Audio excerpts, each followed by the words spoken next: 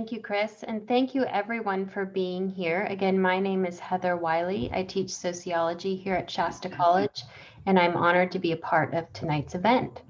I want to thank our co-sponsors to this event.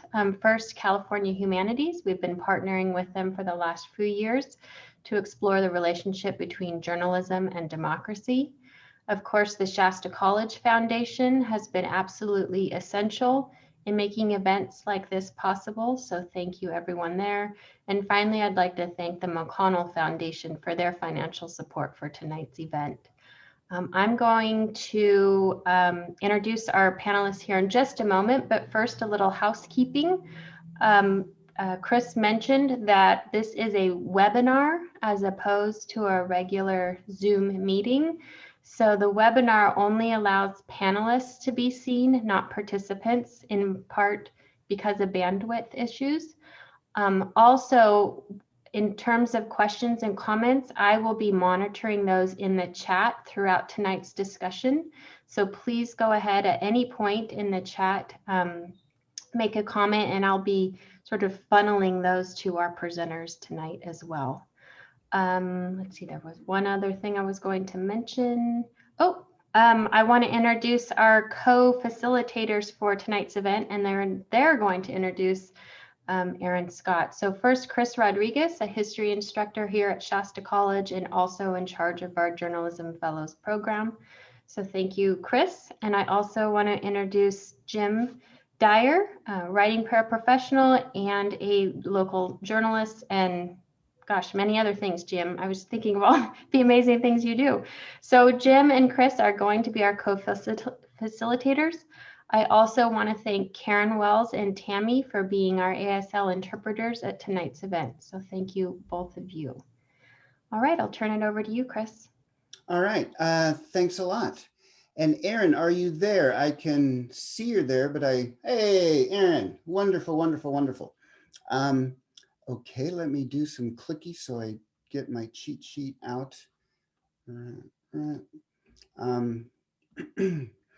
So it was I don't know, sometime during the 2020 COVID era, my wife and I were walking the trail, walking our dogs and listening to this amazing new podcast. And of course she turned me onto it because she's one with the cutting edge ear to the ground, not me. And we listened to this podcast called Timber Wars, and it was fantastic. And after we listened to the 7-part series, and by no means do we do it justice tonight in an hour and a half. So we're going to do our best as soon as I stop talking so much. So we want to welcome Aaron Scott. He's the host of Oregon Public Broadcasting's podcast Timber Wars, and a producer and a reporter for the outdoor program Oregon Field Guide, where he pursues stories that illuminate cutting edge science and the natural wonders of the world around us. Previously, he's produced OPB's radio art show, State of Wonder, and has his cross-platform reporting for OPB, NPR, Radiolab, This American Life.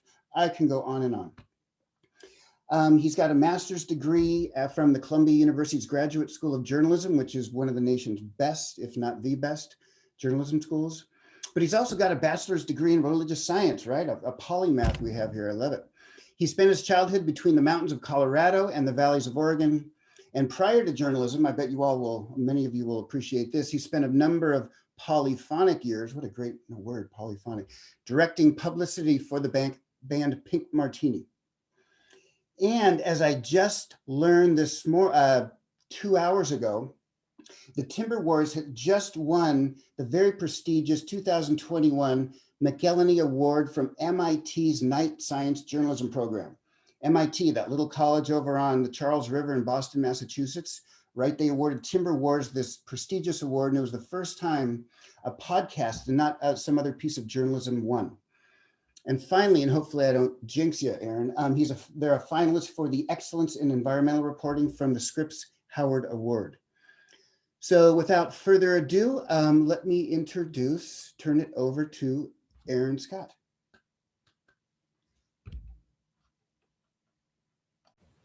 Thank you very much, Chris. And you said that you wanted to start with just kind of a brief introduction to myself and to the podcast. So kind of as the bio says, I was born in Steamboat Springs, Colorado, and grew up in a small town, ranching, skiing town in the mountains there, and grew up hiking and camping in the forests, and never really occurred to me that forests were for logging, because I didn't grow up around it. It wasn't happening in that part of Colorado. And so it wasn't until I moved to Portland and started taking trips to the coast or over the Cascades that I started seeing clear cuts and realized, I mean, that our forests serve many purposes beyond recreation and logging and whatnot. So that was kind of my introduction to this project as a little kid. I moved here kind of just as the timber wars were heating up, so I was not really paying attention to them as a kid. But it's kind of a basic intro to the timber wars themselves for those of us who didn't live through it or who moved here afterwards. You kind of have to think about the history of the United States of America in many ways as a history of logging, and kind of as European settlers, colonists landed on the East Coast, they logged their way across the country as they moved west, cutting down trees to build houses, cutting down forests to clear land for farms.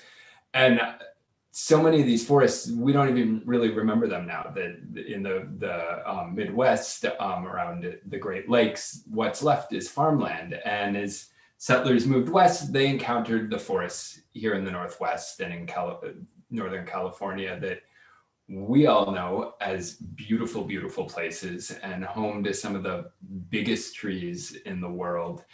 And kind of the idea that, you know, here is a place that trees will last forever. It won't be the boom and bust of the logging cycle of kind of where a town would start up and they'd log the surrounding forest and they'd run out of wood and they'd move west.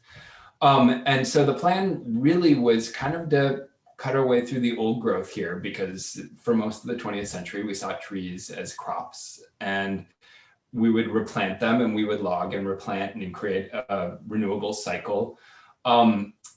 And that kind of went forward until about the 1980s, when people started to realize, wait a minute, maybe there's something more to these old growth forests that isn't just replaced when you plant new young trees. And as clear cuts started kind of popping up along highways and freeways, and particularly urban environmentalists started to get more and more outraged and frightened, wondering, you know, what's going to become of these forests. And so it started out with, you know, some protests in the early 80s in like Bald Mountain in Southern Oregon. Yeah, here we have a aerial shot that we took at OPB of, you know, the clear cuts and the logging that kind of covered a lot of the landscape here in the Northwest. And so people started to get, you know, really concerned. And it started out as kind of a small group of scrappy college kids and kind of activists who started burying themselves in logging roads and chaining themselves to equipment and sabotaging logging equipment.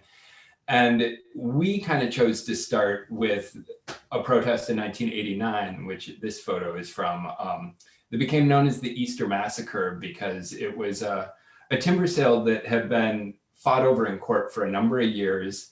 And the logging company, basically there was going to be a ruling from the judge, and the weekend ahead of time, the logging company came in and started cutting all the trees down, and it was Easter weekend. And the idea at the time was that something environmentalists called chainsaw justice, where, you know, once you cut the trees down, there's no more court case, like there's nothing to fight about.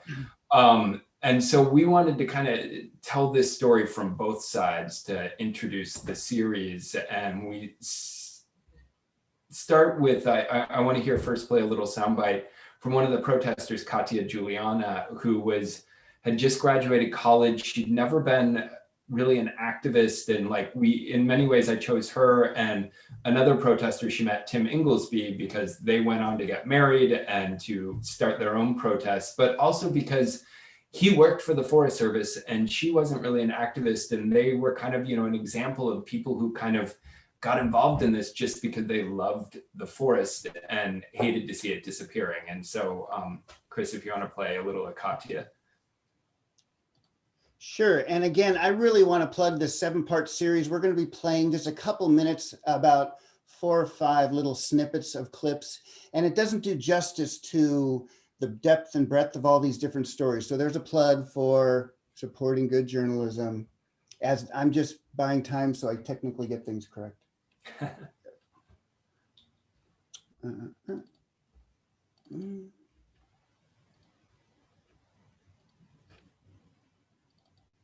There was no end in sight. There was no plan in place other than us putting our bodies on the line to stop those trees from going.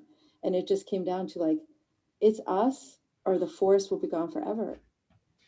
And that was the sentiment of a lot of these environmentalists, is it's, you know, these forests took hundreds and in many cases thousands of years to grow the mature trees and the complex ecosystem that was there.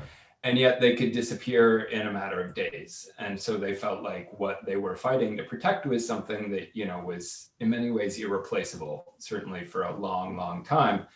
But then we also wanted to make sure that we were telling this story from the other side. So we actually start the episode here with Stefan Weaver, who ran a team of tree fallers, and they were hired to cut these trees down. And kind of we start the story because it was a very unusual situation for him, and that his boss was saying, you know, you need to snowmobile in because there's still snow on the ground, and you're going to do it on Easter Sunday, and we're just going to get those trees down. And Stefan was kind of like, what? That's crazy. Why are we working on Easter? And they show up and find that these environmentalists had gotten there first. And so, yeah, Chris, if you want to play a little of Stefan. Sure. We could talk to them and they could talk to us, but our views were dramatically different about the situation. So they just didn't want that timber cut. They didn't want any timber cut.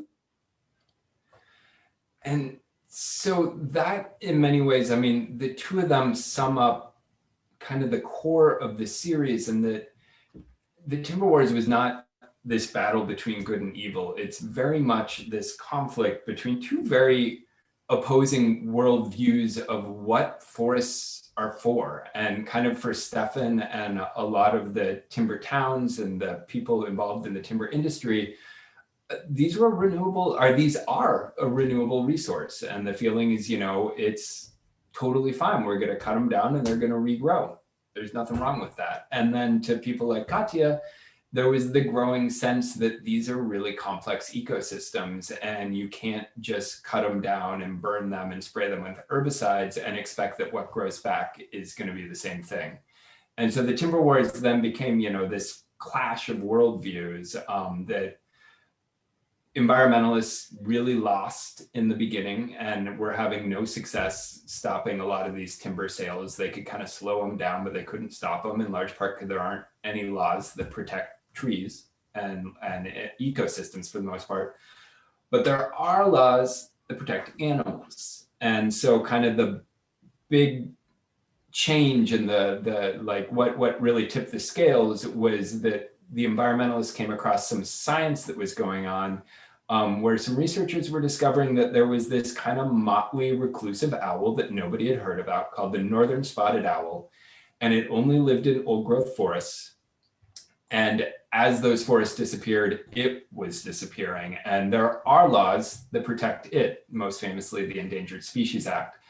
And environmentalists started using court cases with the owl as this way to halt logging. And they were ultimately very successful and brought all logging in most federal forests to a complete standstill. That was only resolved, if you could call it that, when President Clinton flew half of his cabinet out to Portland and kind of sat everybody down at a big table and said, you know, we need to solve this. And they came up with the Northwest Forest Plan, which is this sweeping document that really has kind of changed the way that we manage and see our forests here in the Northwest. And so it was many, many years of back and forth, and it had drastic effects, particularly on timber towns and timber communities and the industry. And it had drastic effects on the way we see the forest. And I'm sure we're going to be talking about both of those. And it really set the stage of turning forests into an aspect of the cultural wars, and that they're now something that we're very much the lines that we're drawn, that we're fighting over now when it comes to wildfire and forests and climate change. were all born out of this fight that began primarily in the 80s here in the Northwest and Northern California. So I hope that wasn't too sprawling. Oh no, I'm all about sprawling. So don't worry about it. I'll be the traffic guy. Before we turn to Jim, I just also want to add that part of your podcast, part of your report with the lumberjack, Stephen Watson, I'm sorry, what's his name? Weaver. Stefan Weaver. Stefan Weaver, is you visit his house and the first thing you notice is he has a piano. And you ask him about the piano. He says, oh yeah, I play a little country and a little classical, right? And he talked about he's a family man. So he really humanizes these folks to get away from these binary, right, single stories we have about, oh yeah, loggers do this and environmentalists, crystal crunching hippies do that, right? You get at the people behind them and the real struggles and dilemmas. But if I could jump to Jim. Jim, do you have any questions or comments for Aaron about this? Yeah, one thing that fascinates me a little bit, because I'm from Western Colorado as well, and was born not too far from you in Steamboat. I was born in Craig, Colorado, and I kind of echo that sentiment that wasn't really exposed to big timber harvesting and lots of logging in Western Colorado. Ironically, there's a lot of trees there.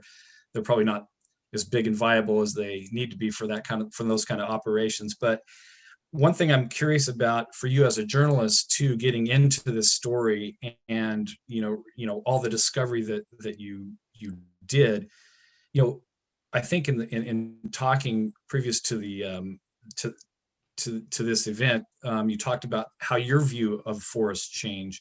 Do you want to talk a little bit about that? How your views of forest change?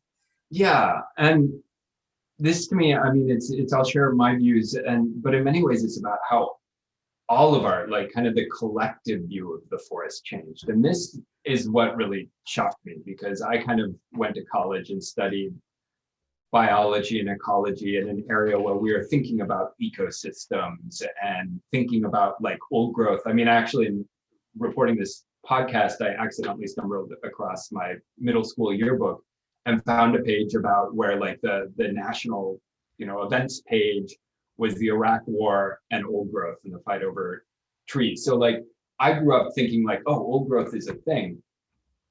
But that's a new idea. For most of the 20th century, we foresters in particular saw old growth trees as rotting. They referred to old growth forests as cellulose cemeteries because these were old trees and it was believed that they weren't growing anymore, so they weren't serving any value and that they were rotting away, and we needed to cut them before they kind of fall over and become worthless and become a fire hazard, was the belief. And biologists saw old growth forests as biological deserts because there wasn't anything there that you could hunt. And at the time, kind of biology was driven by fish and game. So it was looking at deer and elk and fish and grouse and pheasants and things. The things we cared about, the things we studied were the things that we could eat, really. And that was why when they started studying the spotted owl, it was really revolutionary, because they're saying, let's study something that nobody knows about, nobody uses, nobody really even sees. We just want to study it to understand what its like and how it fits into this ecosystem. So kind of this, at the time, I mean, trees were seen as crops, old trees were seen as rotting crops. And the idea was, we got to clean them out and we're going to replant clean forests and kind of envision forests more like farms or parks where we wanted nice, not rows of trees, but nice clean trees, and you don't want a messy underbrush, and you don't want all the plants, and you don't want down trees and streams. You wanted to clean out the streams. And we kind of, this European concept of a forest was that forests were like parks that we had cleaned up. And so it then took, I think, Chris, you showed a slide of Jerry Franklin. It took basically this small group of scientists, many of whom were based here in Oregon at a forest called the H.J. Andrews Experimental Forest. And they kind of had the outrageous idea that maybe we should study these old growth forests before we cut them all down.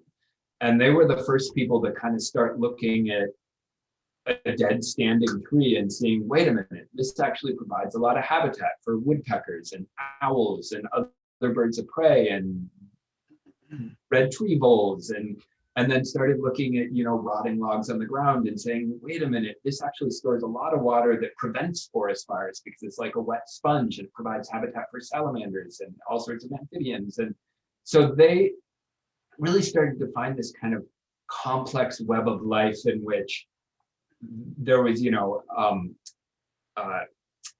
lichen growing in the trees that were capturing nitrogen from the air, and then they would rain down on the forest floor and feed the trees nitrogen because otherwise the trees get no nitrogen. So it's like those were the things when you cut it, and those lichen only grew in trees that were more than 100 years old. So like you cut those down and grow young trees, you're not going to be replacing that. So they started to come up with this idea of old growth forests, are very complex and they're very complicated and they're very messy, and the messiness is part of what makes them important as ecosystems. And that's very different from what we replace them with. And so I want to just play I ended up taking a little road trip with Jerry and this other scientist that he worked with. And one thing I like about the two of them is that they've both been hated and loved by both environmentalists and the timber industry. I mean, Jerry's the son of a mill worker, and Aaron, kind can of I jump started in out. real quick? Yeah, Can I jump in real quick before we play the other clip? I just want to go to Heather and see if anybody's posted, because we're kind of flipping over into this timber management, ecosystem management subject of one of his podcasts. So Heather, do you have any questions from our lovely folks out there? We don't have any questions or comments in the chat, but I do want to encourage folks to put them there, and we'll facilitate that. And I would just kind of circle back selfishly, right? That I appreciate your point, Aaron, that this sense of, because I grew up here in the North State, and there was the environmentalists over there, and then there was the loggers over there, and ne'er the two shall meet. And I really appreciate what you're saying here, Scott, or Aaron, that it was this false dichotomy has really been with us for some time. So I'll keep monitoring the chat. Oh, looks like we did get a question. What age of a redwood tree is considered old growth? I don't honestly know the answer for redwoods. I'm sorry to say that. I mean, that brings up a really interesting point in that there's lots of definitions of old growth. And I mean, that was one thing that Jerry kind of revolutionized, is before he started working on this, there was no definition and nobody really gave it much thought of what is old growth forest. It was just kind of the Forest Service classified like, that's the next forest we're going to cut. Those ones are old trees, let's cut those. And it was Jerry and his fellow researchers who started to say like, okay, some of the definitions of old growth forests are, we have big old dead standing trees and we have rotting trees. And he defined it more by kind of the shape and texture. And then other people came in to define it more by age. So that, an old growth tree that is over 100, or a tree that's over 150 years, a dark fir over 150 years is old growth. I don't know if there's an exact definition on redwoods. I'm not sure. And that gets us into lots of complex things, and that not all big trees are old growth trees. And there's many criticisms that environmentalists have kind of made it now to protecting every big tree and kind of fudging whether it's old growth or whether it's just grown really fast. So these are still things that are kind of fought over and are very contentious issues. Yeah. We're still living the timber wars. Aaron, I love it when somebody who's so knowledgeable about a subject is humble enough to say, I don't know, right? Yeah, and that was a hard thing with this podcast.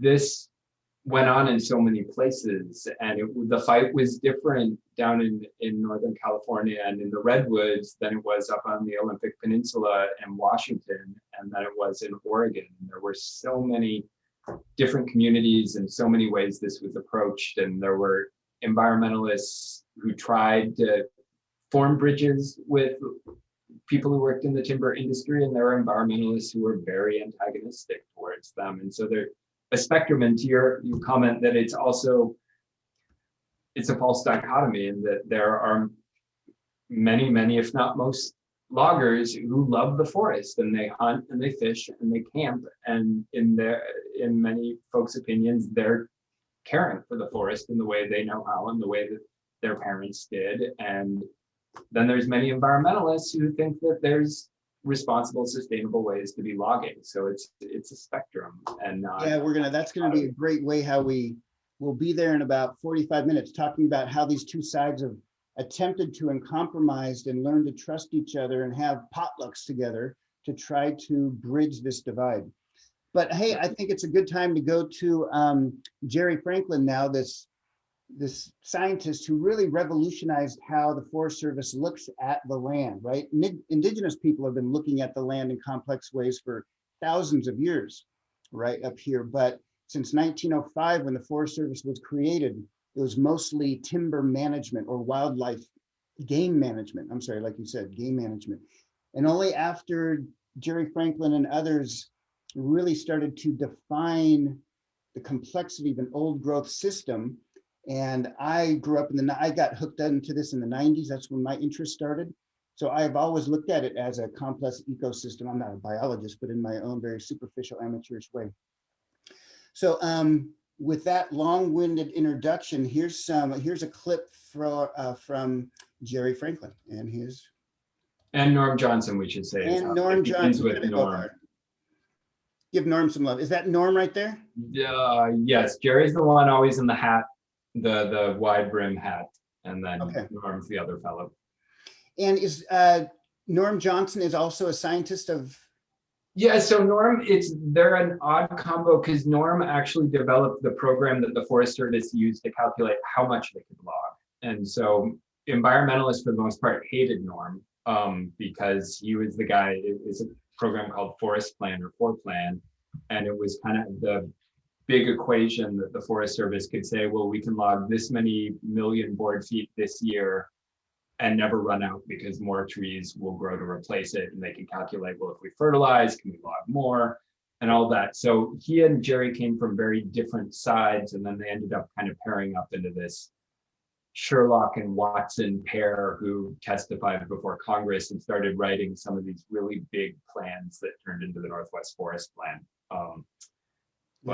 And then, ended up being loved by environmentalists and then hated by environmentalists because they now recommend that we should be logging and we should be making more clearings because we've run out of clearings. And so, I mean, they have a complex relationship with everybody, but they tend to just follow the science. But yeah, this was a little road trip we did through a lot of Weyerhaeuser timberland on the way to a little patch of old growth called the Valley of the Giants. Yeah. And I'm sure if any of y'all been up and down I-5 or even the coastal highway, you've seen those tree farms, right? You might think they're forests, but if you look closely, they all look the same. And I'm going to head over to the clip right now, everybody. All right, there we go. There we go. So there's the transcript for it, for those of you who like to follow along with that.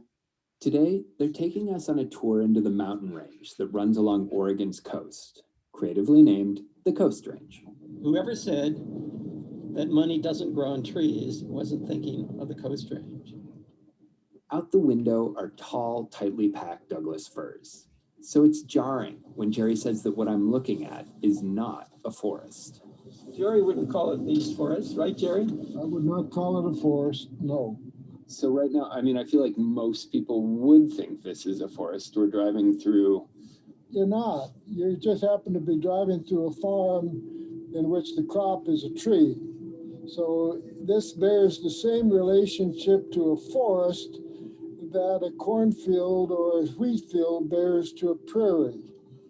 When he says that, I suddenly notice how the trees are all the same species, the same size, and they're packed in so tight that no light reaches the forest floor. So there's little growing there but some lonely sword ferns. You almost expect to see the trees planted in rows. Granted, this is private timberland, but the plan was basically to turn the national forests into plantations like these. This trip is making me mad because this is so wasteful. I mean, these are the most incredibly productive forest lands in the world, and we aren't realizing that. So as far as wood production is concerned, as far as carbon sequestration is concerned, these lands are wasted. They're wasted. It's criminal. And so back to your question, Jim, about how this reporting made me see things differently. I look at forests like I've, if I go hiking in the Cascades or in the Coast Range, I've always kind of thought like, oh, these are old forests.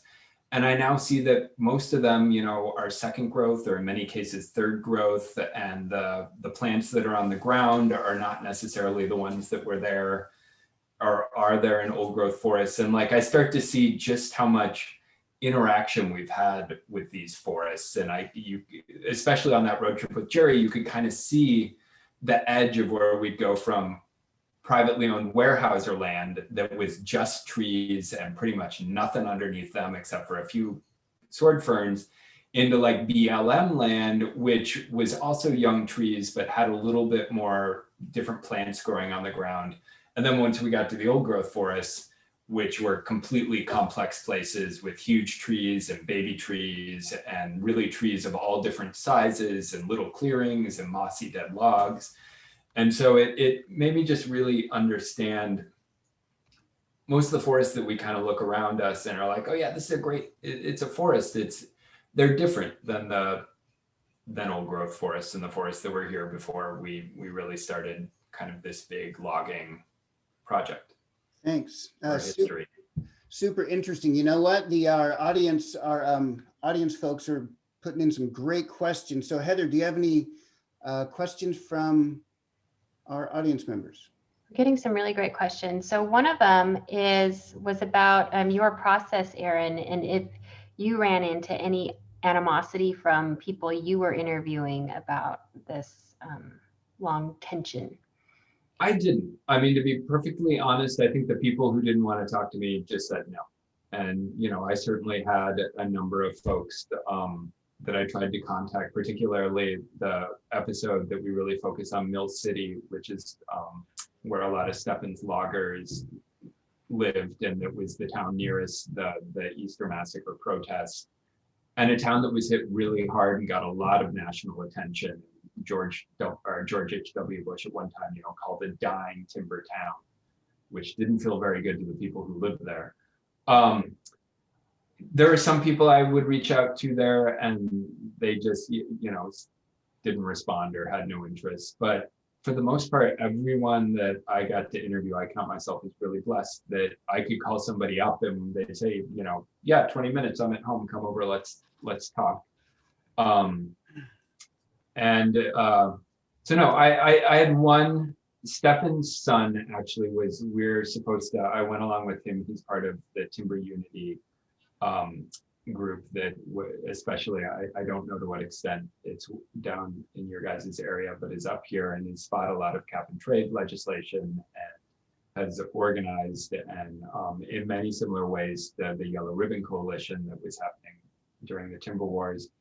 And he wasn't super keen on talking, and so but no, for the most part, the animosity I've gotten is more from environmentalists who felt that we were too understanding and too centrist and felt that we were not representing their views of the forest as well as we should have. So I've actually heard more, I've gotten more pushback from the environmental side than I have from the timber side. That's interesting. You must be doing something right. That's good, right? To just kind of rattle the cages and that's what media is about. And let me just ask you about that, the role of media and the role of being an empathetic journalist, to be open enough and a good listener enough to really listen to somebody. Because, there's this idea that the media is out there, the media, and it's all just fake news, what have you. So that must be quite a burden to bear as you go out and try to do your work, or not, like you said.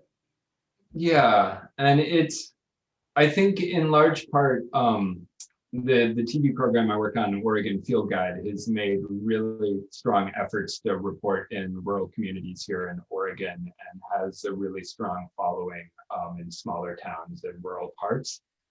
And that was one reason we really wanted to tell this story, is we felt, I mean, that we know that a lot of media is based in the big cities, and we really make it a goal at OPB that while most of our staff do live in Portland, that we're really trying to get around the state and tell stories from as many angles as we can. And so that to us was really important in telling this story, to communicate it from multiple angles. And especially, I mean, in many ways, because most podcast listeners probably trend a little younger and a little more liberal and a little more urban.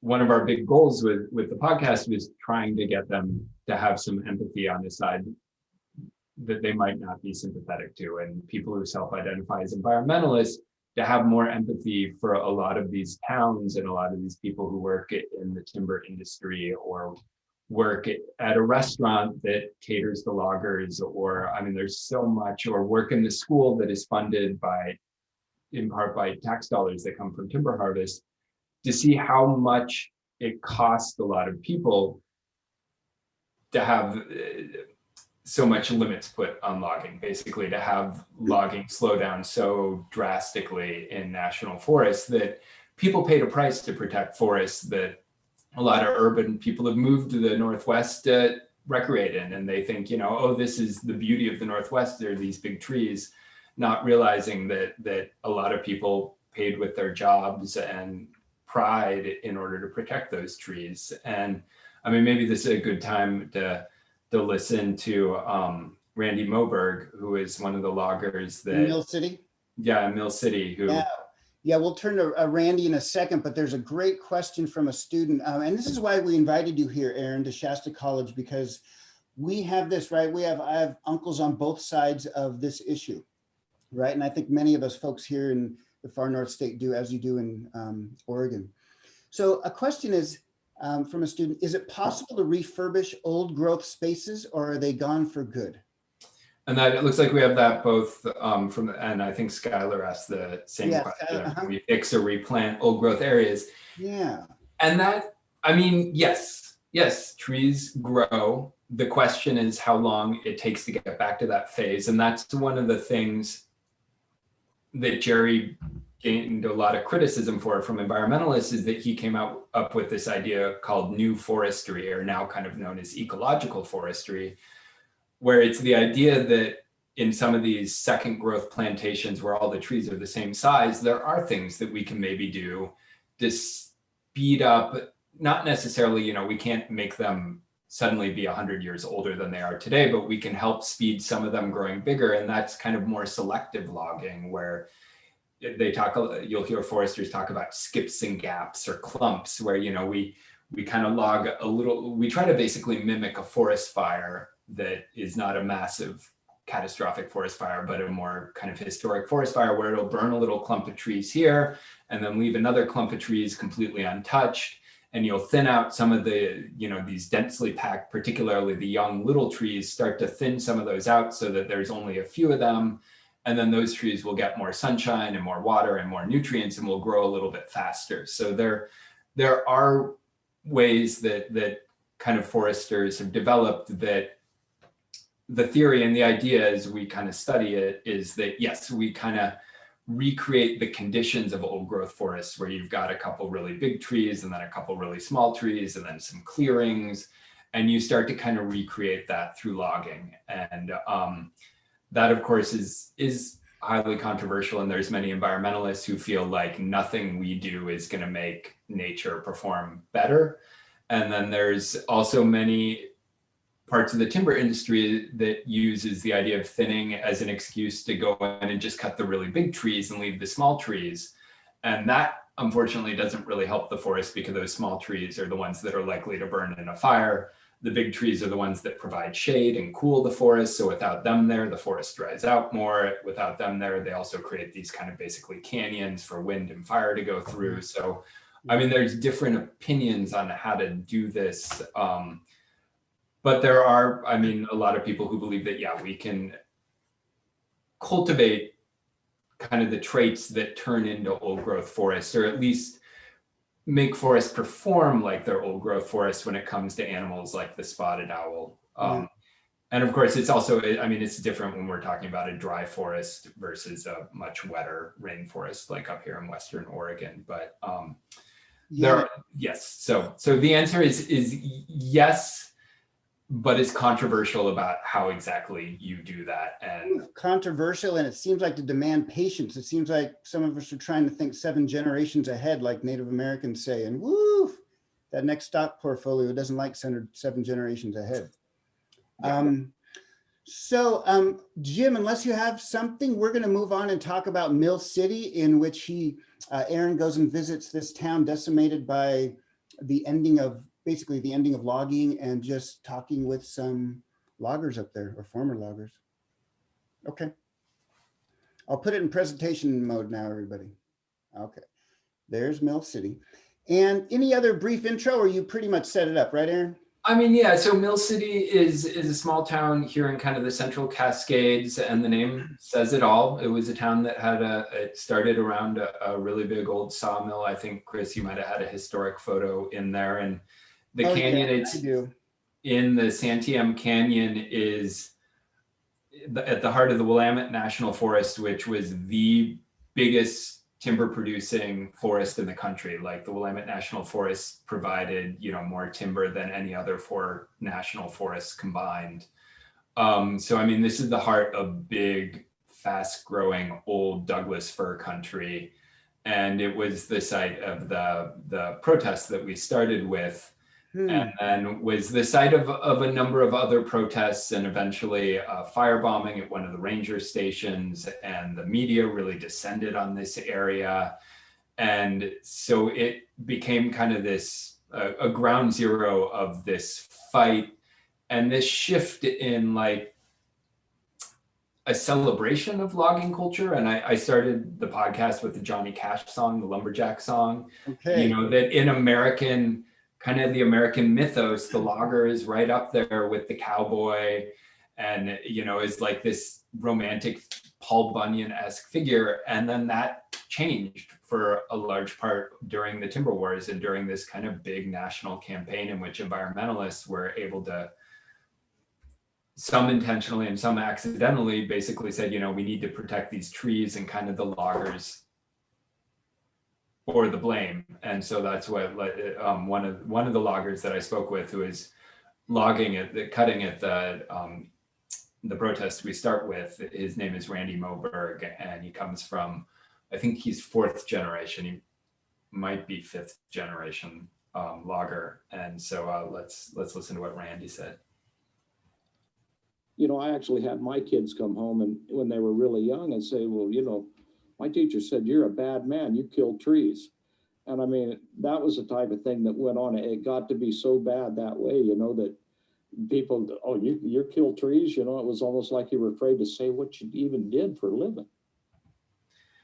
And this was kind of a sentiment that happened across all sorts of small towns here in the West, of this feeling that you're being under attack. And that was one thing that we really wanted to kind of portray with the podcast, for particularly, I mean, one surprise to me that really shocked me is how little the people on kind of the further on the 2 sides that I spoke with just didn't really understand each other, and had never really had much of a conversation beyond kind of a shouting conversation at a protest. And they both had stories about who the other person was. And so we really wanted to try to flesh those out, make those stories more, humanize those stories. And I don't know, Chris, if we want to also listen to Sherry Gerard, who runs a crisis center in Mill City. And she's also from a multi-generational logging family, and had a husband who ran the local grocery store. And we have a great story in there where he went on a bicycle trip across the country to raise money for Dorenbecher Children's Hospital. And rumors spread through the community that he was an environmentalist because he liked bicycle riding, and people started to boycott and paint, pig on the windows of his store. And like it turned into this whole big thing. And as Sherry said, people were just so afraid that if you weren't on our side, you were the enemy. And so she had to go on the local radio station and go to a big like timber rally and like do this whole thing to say like, no, we're on your side. Like my husband likes bicycle riding, but that doesn't mean that, he's against logging. But then I want to play something that we kind of close out the episode on, where she's talking more about the crisis center that she manages. Yeah, that's powerful. And thanks. And we're going to listen to that clip in just a second. That's so powerful how it hit and impacted, traditional male jobs, right? For a few decades, you could earn a living and a good middle-class living and not need a college degree. All of a sudden it goes away, and it led to a lot of mental health and substance abuse issues with many men, as you talk about in the community. Okay, oops, sorry. And this is Sherry, okay. Few people had a more front row seat to the emotional devastation than Sherry Gerard at the Canyon Crisis Center, whose husband was accused of being an eco-terrorist because he went on a bicycle trip. The Crisis Center was started in the 80s to help women dealing with domestic violence and drug abuse. But by the early 90s, more and more men started showing up. And they would come in, how are you doing? Do you have any coffee? Can we just sit and talk? I got a couple of things I just kind of like to run past you. It would be very natural, very comfortable at first. And then once you would start talking and they would start opening up. And it was really hard for some of them to open up since we are such a close-knit community. Remember, according to the Lumberjack song, these are the guys who are supposed to cuss and fight and head to the bar, not to the counseling center. To hear these men sit and cry, what do I do? How do I take care of my family? My wife and I were fighting. We never fought before. My kids, they hate me. I don't know what to do. They were losing their log trucks. They were losing their homes. They were losing all sorts of things. And a lot of the families had never had victimization and abuse in their families. And men that had never drank began to drink, family issues. And so the Crisis Center got involved to try to help these families and help these people understand that what was going on was not their fault. They did not cause this to happen to them. The first time a man asked me, if I kill myself, will my family get my insurance? And it's like, no, it doesn't work that way. So then we also brought in grief counseling and family counseling. And so that's when people started turning around and realizing that this was going to be a long battle, and it probably was one they weren't going to win. Wow, that's powerful. Can I bring in Jim? Well, actually, go ahead. Before we do that, I wanted to answer a question from Dan about the fires and affecting Mill City, and they did. And that was actually, that's been one of the most heartbreaking things of working on this project. When we did, is we were releasing it as the Labor Day fires were burning, and there was, I didn't know one of the spots that I spent a lot of time in at Mill City that kind of opens our episode is the Mountain Cafe. And I didn't know if it was still standing. And I didn't know in many ways, like who had lost homes. And Mill City itself was really lucky in that the core of the town was spared, but the neighboring communities and many of the people who lived in between towns, a lot of them lost their homes. And also in a lot of the forests that environmentalists fought really hard to save were burnt down. And the Brighton-Bush Hot Springs, which is a very famous retreat center up here in Oregon, that was right near the big protest we started with and is very famous for its old growth, lost a lot of its trees, and a lot of the cabins there and privately owned cabins burnt to the ground up there. And there's now a lot of controversy over the logging that's happening, this hazard logging to clear out some of these trees to prevent them from falling on roads. And they kind of very quickly, the Forest Service has logged really, I mean, turned a lot of places and a lot of trees that still looked green and logged them in the name of hazard laws and logging. So there's a lot of controversy still going on. But yes, it affected a lot of the people that I reported on, and a number of them lost homes or had family members who lost homes. And yeah, it was really heartbreaking, and we wondered about whether to put it out or wait, or instead we kind of turned it into part of our final episode, talking about fire and the fight over wildfire, which we could talk about later, talk about now, but I think No, and that's to another just question. another part of the podcast series I love. You give people this third space, maybe an opportunity of some sort of, maybe not catharsis, but a place to tell their story, right? About all this loss they've experienced that I can't even imagine. We've had many people in our neighborhood, in our area, who's lost everything from the car fire, etc. So can I turn to Heather if you have any questions about this powerful topic, and then maybe Jim? Yeah, so actually there's a great question in the chat that really spoke to something that was bubbling up for me. This question about the lingering sadness or feeling of loss in areas like this. And my question was about, right, issues of masculinity and identity, and how all these things sort of snowball into so many of the current issues, right, that our communities are facing, whether it's domestic violence or drug and alcohol abuse or suicide. So I guess my question to you, Aaron, based on what we're seeing here, is, I know it's a big question, but how did your reporting sort of tie into some of the larger challenges that we're facing today? Yeah, let's see. I would, yes. I'm trying to think of how to start that answer.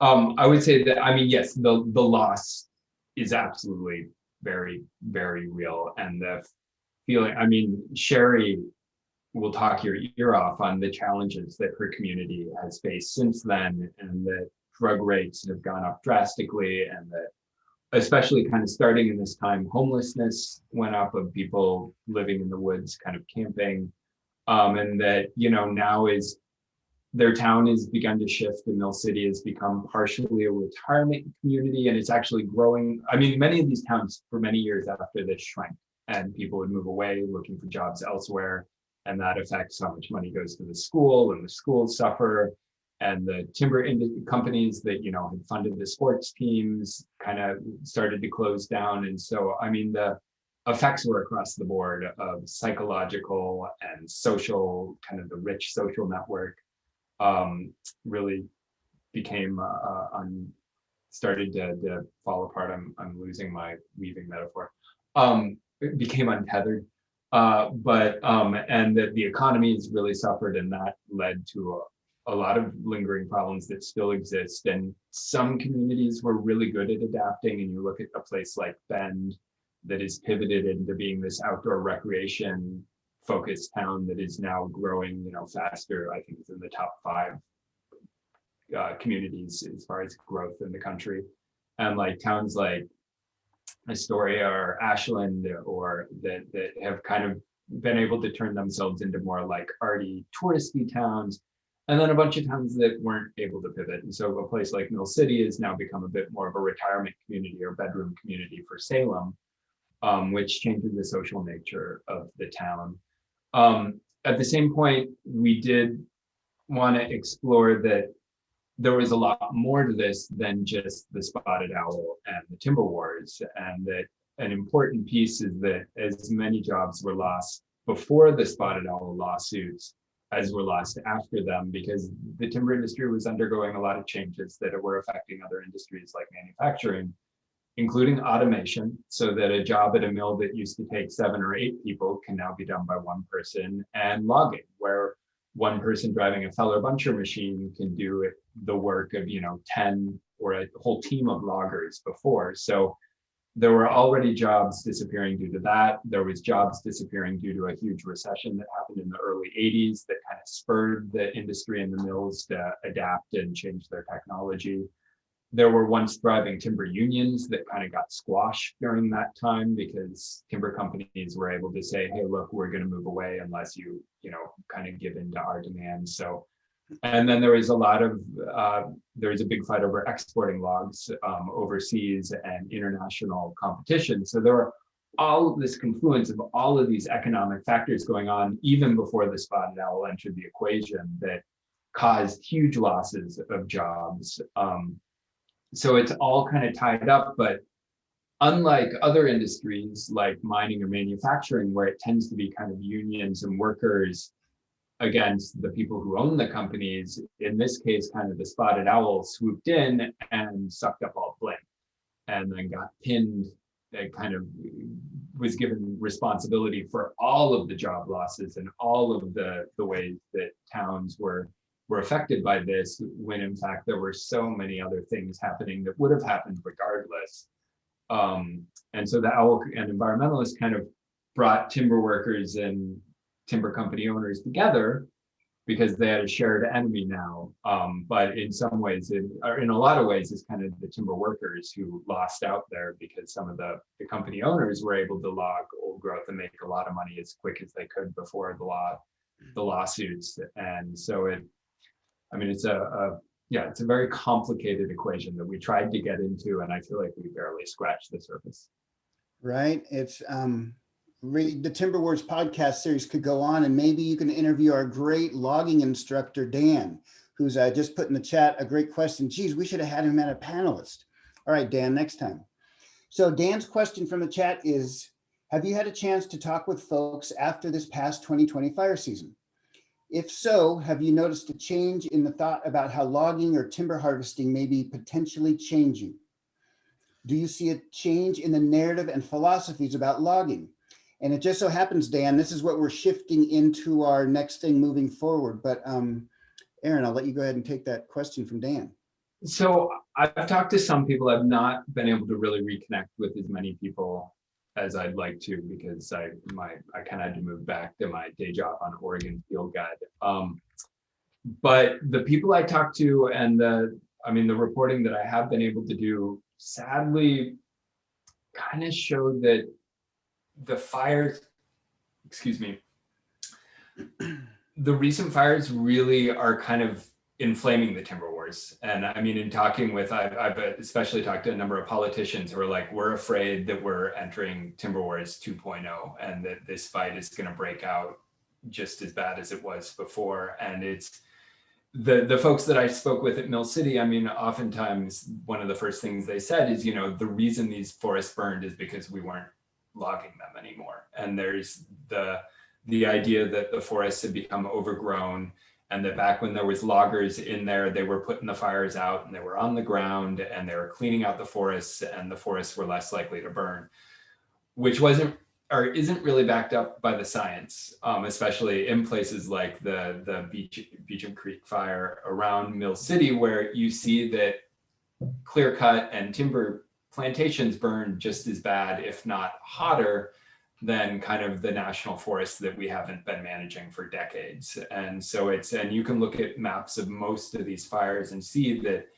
the highly managed forests are the ones that burn the fastest because all the trees are the same size and the fire just can kind of rip through them.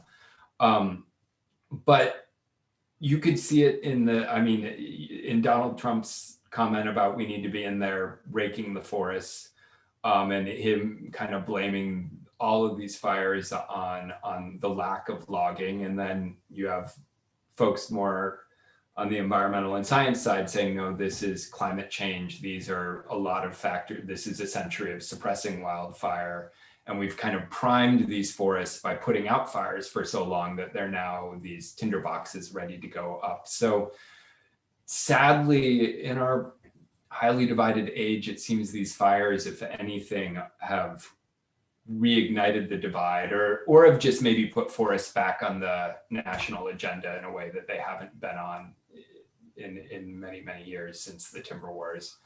And I think there's certain places where people are able to look past that, and I think we're going to move on to that, of places where people are trying to overcome that divide. But it seems, at least looking at kind of like the state houses, at least in Oregon and Washington, I have to admit I've not followed California on this, but the kind of argument between these forests are renewable resources we have to manage or they're going to burn up, versus these forests are complex places that if we're managing them, we need to somehow figure out how nature did it and indigenous people did it for millennia before us, in a way that brings them back into some sort of kind of fire equilibrium that they've fallen out of because we put out so many fires.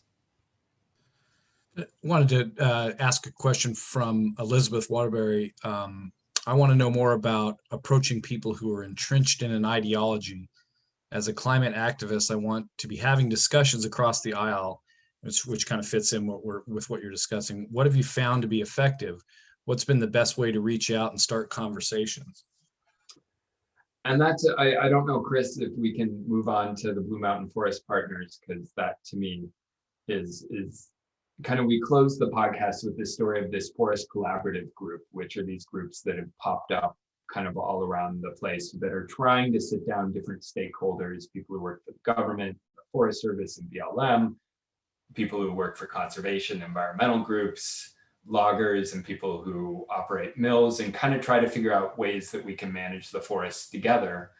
And to me, there, you know, a lot of these collaboratives have really struggled. Many of them don't work. And the Blue Mountains Forest Partners is one of the rare ones that does seem to work. And it has taken years, and it in part started when this fantastic local county commissioner, Boyd Britton, who has an amazing mustache, decided that we're losing. Like there was basically a couple environmentalists who were locking up all the forests and were being very successful in appealing timber sales, including Susan Jane Brown, who is the woman we see here on the right. They're being very successful in stopping logging in the around the John Day and in Grant County.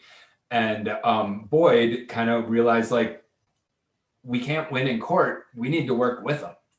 And he kind of went up to Susan Jane, and she was flanked by a couple loggers at a meeting, and she had been run out of town by loggers and had her air let out of her tires and was kind of intimidated. And Boyd was like, I've heard who you are, and I want you to go out into the woods with me, and I promise to bring you back.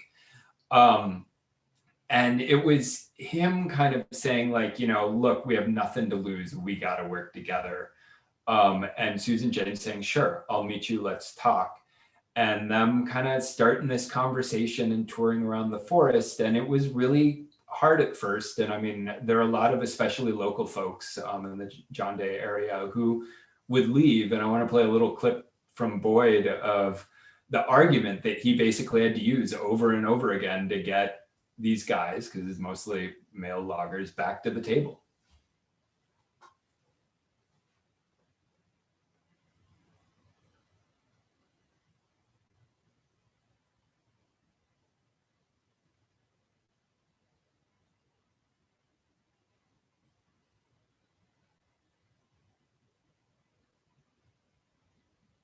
You're muted, Chris. Was I muted?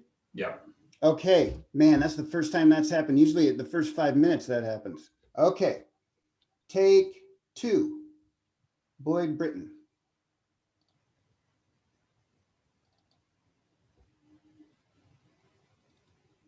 I just put the argument out like this. Okay, guess what? What we've been doing isn't working. Let's try something else. Let's try engaging. Let's try talking to them. And one of the arguments that some of the guys were telling me, well, you know, we've given this, we gave up this, gave up this. Okay, you have. But listen, if we don't engage them, we're done. I think desperation, more so than my rhetoric or anything like that, is what convinced these folks to come along. And that's kind of an important point when it comes to at least their story, is it took the feeling on the kind of the local side of things of feeling like we don't have any other options. So like we need to work together. And, you know, that's one of those things where in an ideal world, you would hope that that would happen before it gets that dire. But so they started sitting down and had some really tense conversations. And kind of they accounted, there were a couple secrets that made it work. And one of the main ones is they kind of agreed that they were going to follow the science. And they agreed this at a point when science wasn't quite as controversial as it is today, sadly. But that they basically are like, okay, we're going to find the smartest ecologists and the smartest foresters and the smartest people working on this, and we're going to invite them into the forest with us. And we're going to maybe set up some studies when we disagree about stuff. And when we find out, this is the best way to manage this forest, we're going to agree to follow it, even if that challenges our own personal beliefs. So we've got a quote from Susan Jane Brown when it comes to that. Great. Now we'll go to Susan. Just to let you know, everybody, we're going till 8:30. So just to remind everybody. All right, let's see. All right. Okay.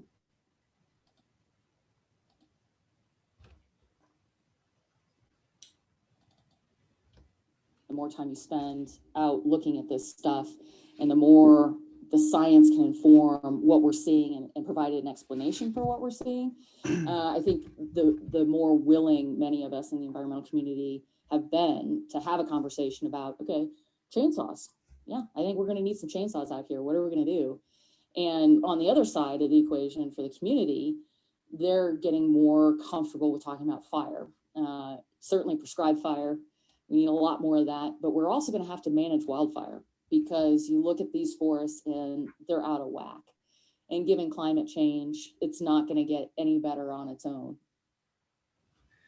And so they really started to, it took them really kind of coming back to the table over and over again. And then they kind of attribute that their second secret was that they started to hang out together socially. And it started out kind of, they would meet at the back room of this restaurant. And like Susan Jane can remember the first time afterwards that she joined the loggers at the bar and like had a whiskey and started talking with them about stuff that had nothing to do with the forest. And then that grew into these potlucks that happen after every one of their meetings, where they can all get together and talk about, their kids or the recent trip they took or soccer, and like see each other as humans instead of seeing each other as enemies.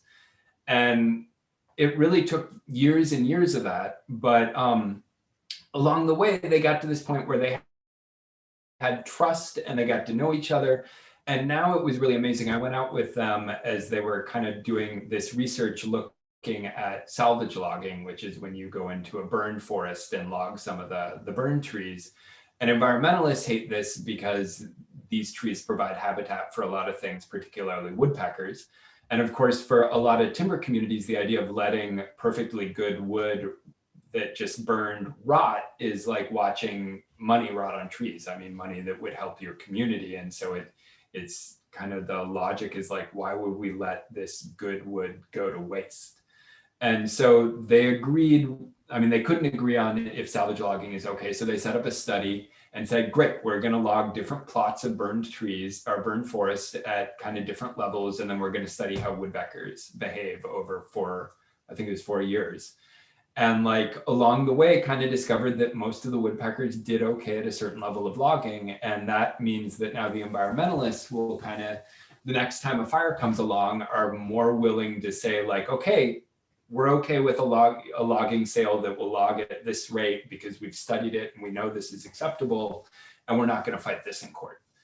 And along the way, I also heard, a number of the loggers saying like, I think we can probably log more, but I am seeing why this ecosystem is really important to people like Susan Jane, and like I'm gonna respect that and agree to kind of find this common, like basically in this case they were logging enough to fill up the capacity at their local mill. So it's kind of like, if we log anymore, we're gonna have to start driving them to another mill, which is gonna present its own challenge. So it turned into kind of a win-win situation. And so, and I think that gets to Athana's question. I'm sorry if I'm pronouncing your name incorrectly, but the thing that really brought me hope in this story was seeing the two sides.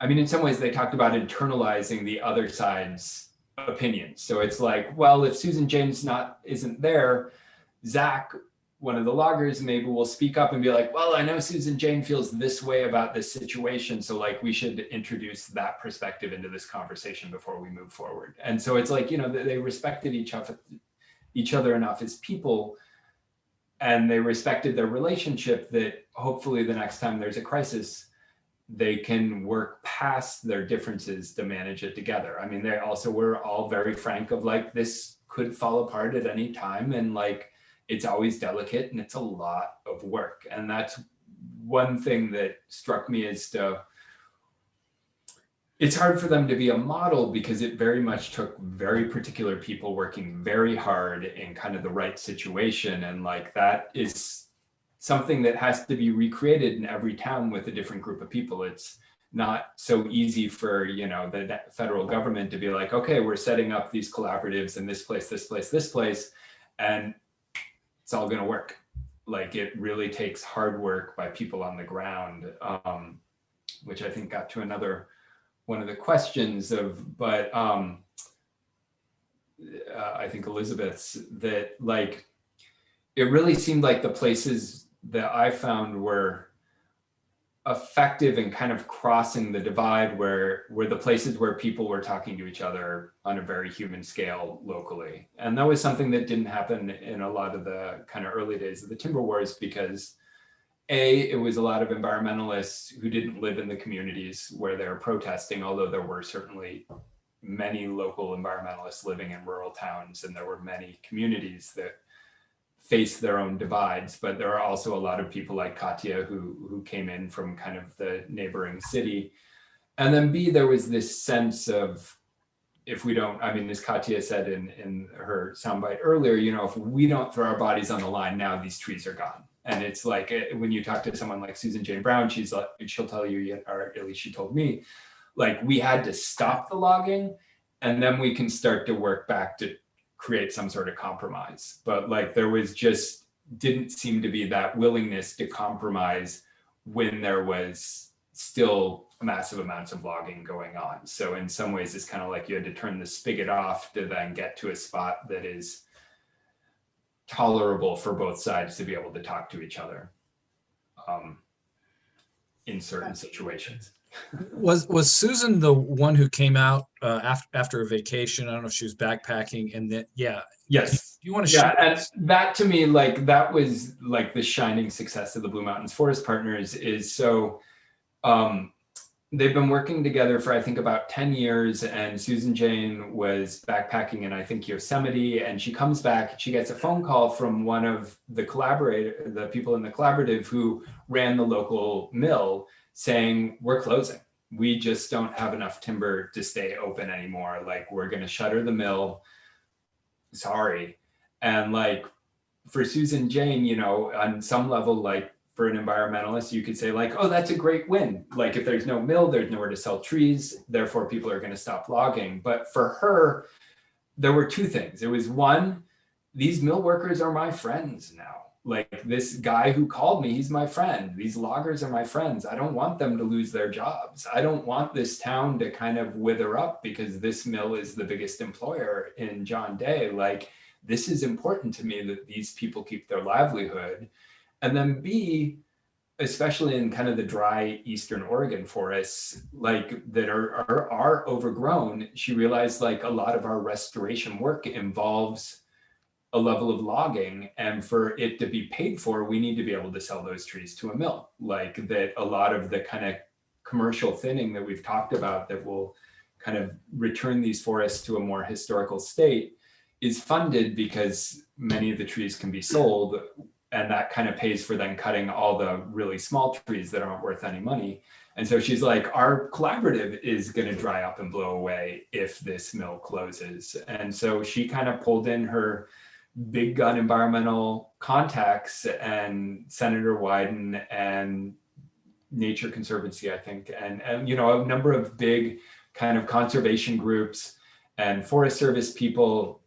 And they ended up setting up this big 10-year stewardship contract that basically committed to logging a certain amount of timber in the forest there that would provide a certain amount of jobs and a certain amount of lumber to the mill. in order to keep the mill open and in order to continue their kind of conservation work.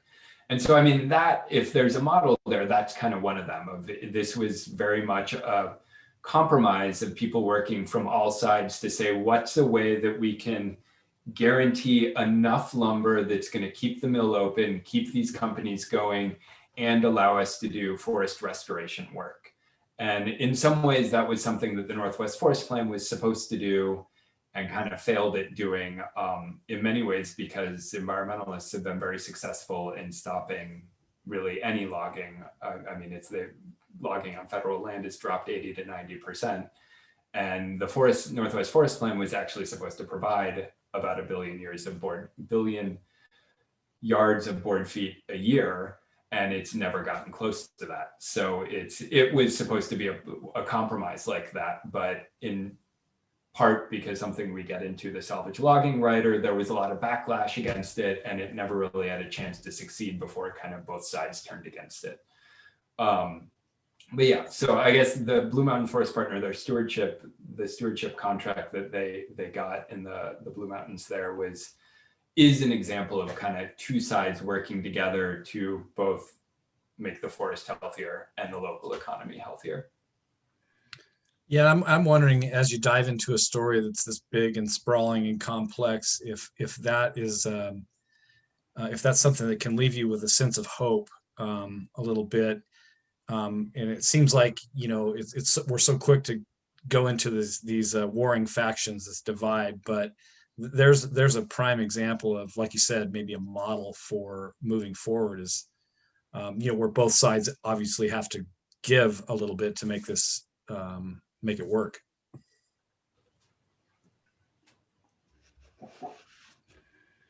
Yeah, compromise, an agreement that both sides equally dislike. Right? I think that was the hope of why the Northwest Forest Plan would work. And it's been very successful in many things, but not in providing the board feed it promised. Yeah, and hey, we have a little over 10 minutes to go.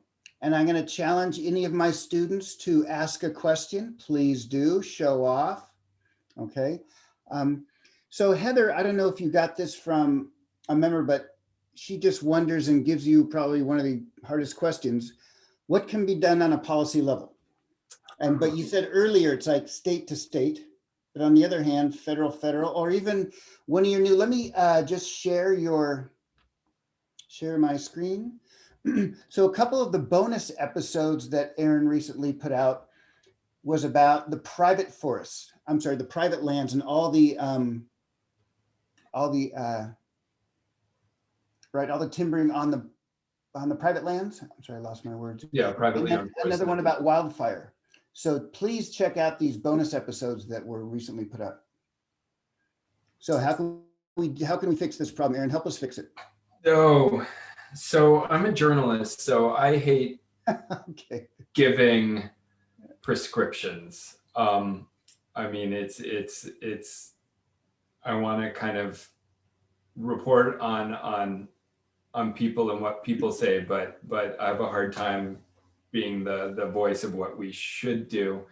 I mean, to channel someone like Jerry Franklin and Norm Johnson and a lot of the kind of the forest researchers these days, you know, there is, and even, you know, the Blue Mountains Forest Partners, when it comes to especially some of these dry forests, the argument is that we've spent a century of putting out fires, and that a lot of these forests are really dense, and they're dense with trees that maybe aren't historically the ones that would dominate in that area. Like in Eastern Oregon, there's a lot more Doug fir and a lot less ponderosa pine, and the ponderosa pine is what Norm is leaning on there, I believe, is more resistant to the fires. And it used to be historically that kind of low severity fires would come through every couple of years, and they'd kind of burn up all the duff, and they burn up the undergrowth, and they burn up kind of all the fallen branches and keep the forest resistant then to the huge fires. There'd just never be enough fuel buildup for these huge catastrophic fires that we see today.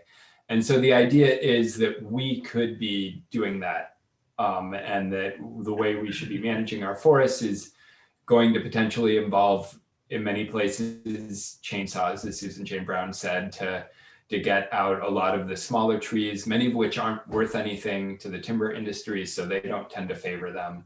And maybe get out some of the bigger trees that weren't historically there to make more room for trees like the ponderosa pines. But then, like some of the science says, that's one step, but you got to follow that with prescribed fire itself to clear out then all the slash and the leftover kind of litter and detritus that's on the ground. And then you probably need to come back a couple years later and burn again to get the stuff that didn't go out in that kind of first fire, and that we need to then be either letting fires burn or doing prescribed fires ourselves on a semi-regular basis to kind of recreate that natural cycle. So, I mean, that's one model for forests, drier forests, like on the east side or Southern Oregon. I'm sorry, I'm not as familiar with y'all's area as to whether that's necessarily their historic fire cycle there. It's different for like the really wet forests on the west sides of the Cascades, where fires only came along every 100 or 150 years and tended to be really big fires, and the forests grow so quick and so dense that there's really no way to quote unquote kind of clear them out. Like they're always going to be just thick and overgrown, and then it's a matter of, can we take out some of the smaller trees, or if all the trees are the same size, do you take log kind of thin in such a way that you're letting some trees grow really big and you're taking out the smaller trees and you're trying to recreate that kind of old growth structure. So, I mean, there's different scientists have kind of different ideas, but a lot of them are kind of what is the way that we can recreate this historic pattern. And I mean, one thing I'd say there that we haven't touched on, but here on the West Coast, indigenous people have been burning the forest since the last ice age. So in some ways, like the idea that these forests, we need to not touch them because they're only natural when there's not human interaction. Most of these forests that have grown up since glaciers receded have been burned for centuries and centuries and centuries. And they've evolved with that fire because different tribes like the Karuk and the Yurok tribe there would burn forests because it would kill pests and it would kind of reinvigorate berries and other plants that they depended on for food, and it would plants that they depended on for basket weavings. Like, I mean, in many ways, people were managing these forests with fire.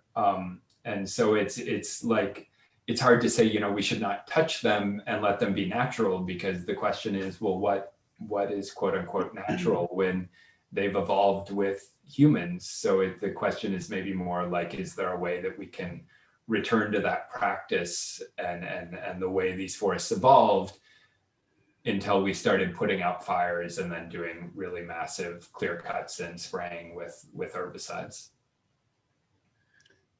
Yeah, you wrote that article in 2018 about the Karuk and the Yurok, and that's a super timely article, right? Come our annual fire season. So, hey, how about one last question from Skylar? Does somebody want to read that one? Jim, you see the one from Skylar?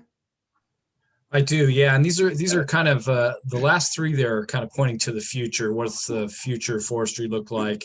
How does the story continue? Do you see environmentalists and loggers coming together? And then Skylar's, do you feel that many industries, the logging perspectives can change from their farmers' ideology that forests are just crops for profit, and instead of habitats for animals? And these are complex. This is a complex question he's getting at here. Is it just human greed, or the old mindset of the pseudo manifest destiny that is all for the taking? That we are justified in our actions, as the first settlers believed when they were marched across North America. I mean, sorry. In other words, like that Barkskins book that I forget the woman who wrote a lot about that. I'll be quiet. Go ahead, Aaron. Great question. That's a good question that I don't know. I mean, it's a deep ideology, and it's something, that we talk about, that there is, I mean, kind of the reigning ideologies that America was founded on by white European settlers is this idea that this is kind of a pristine garden and untamed wilderness for our taking, despite the fact that it's inhabited by tens of thousands, I mean, inhabited by many, many people and many, many other species.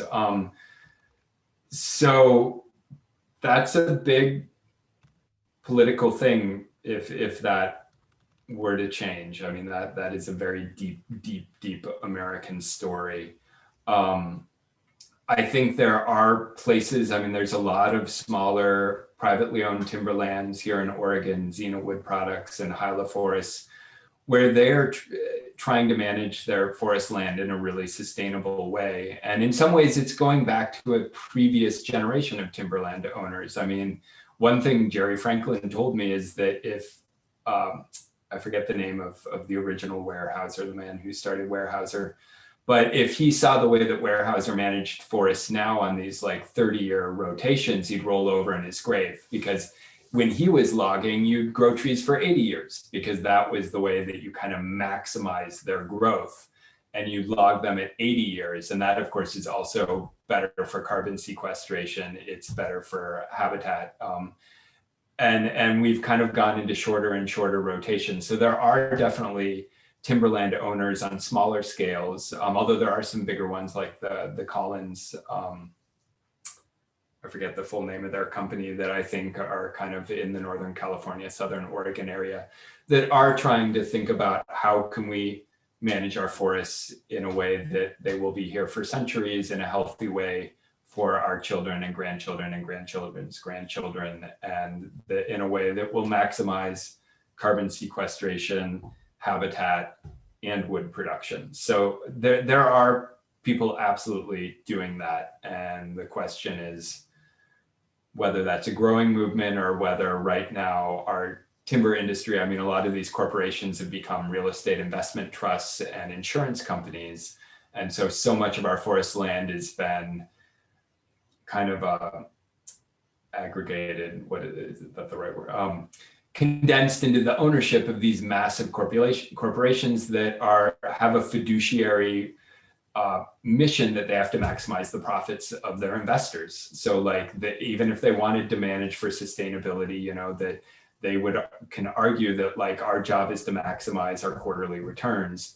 And so it's kind of, as long as we're treating timberland as a real estate investment, it's hard to make the argument that we need to be logging it more sustainably. One thing that could change, and that I think has been raised in some of the questions, is the idea of carbon sequestration. And there is kind of the realization, and I've been told by one of my fellow reporters, kind of a growing fear of some timberland owners, that there could be the point where some of these forests have more of a value as a carbon sink for carbon credits than they do for timber production. And that there could come a day where if we put a price on carbon, that these forests will be worth more to basically sell carbon credits, saying, you know, that we'll capture so much carbon so that your manufacturing company can emit that much carbon. And that could be one way that some of these forests are kind of escape logging, by having value as carbon sinks. So that is one thing that some people see as a potential future for the forests. Oh my gosh, there's so much. We could continue on. We could have like a whole Netflix series. That'd be cool. Turn this into a Netflix series, Aaron. So hey, before Heather brings us home, I just want to really thank everybody for showing up, and what a valuable thing investigative journalism is, right? This took, I don't know, how long did this take you? A year, 2, long time to put together.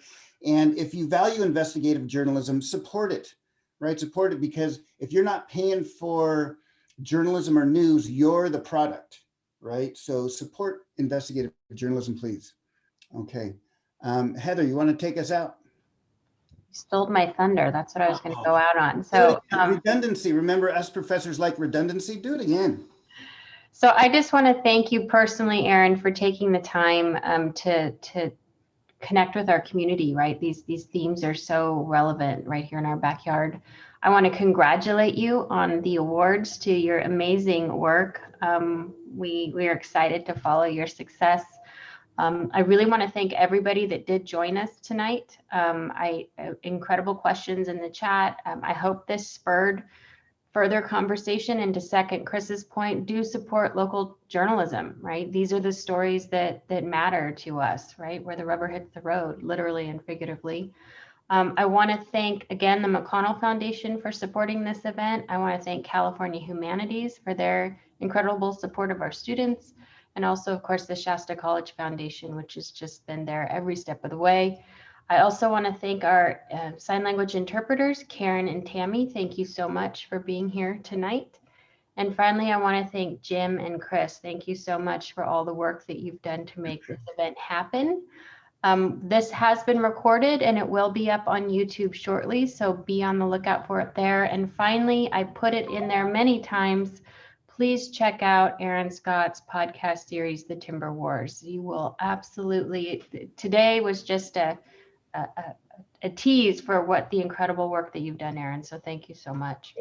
Thank you all so much for listening. And yeah, I hope you have some ideas and you move forward with them. And to those who are interested in journalism, I mean, podcasting is an amazing kind of open world right now with so much potentials and possibilities. So I absolutely encourage you, if you have an idea, sometimes there's nothing too crazy for podcasting. If there's Walks with John Muellum, where he puts a recorder in his pocket and goes for a walk and people listen to it. So there's a podcast for everyone. So I highly encourage, if you have an idea, pursue it. Yay. And I'll try to get you funded. Okay.